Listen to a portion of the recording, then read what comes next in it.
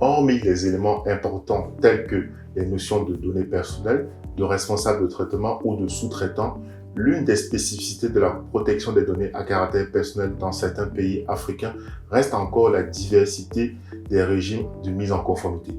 On distingue principalement trois régimes dans les différentes lois nationales: la déclaration, l'autorisation et la demande d'avis.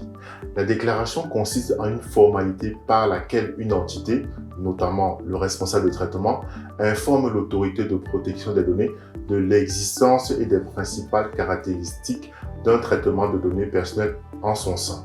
Cette démarche vise à garantir une certaine transparence et à permettre à l'autorité de s'assurer que les traitements concernés sont conformes à la législation en vigueur. L'autorisation, quant à elle, est une procédure plus rigoureuse où le responsable de traitement doit obtenir l'accord préalable de l'autorité de protection des données avant de commencer le traitement. Ce régime s'applique souvent aux traitements présentant des risques particuliers pour les droits et libertés des personnes concernées, tels que ceux impliquant des données sensibles.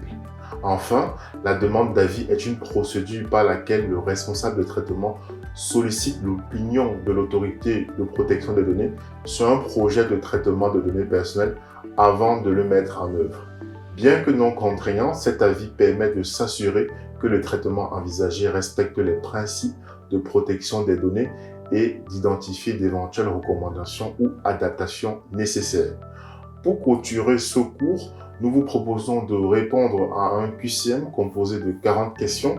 Pour chaque question, à vous de trouver la ou les bonnes réponses.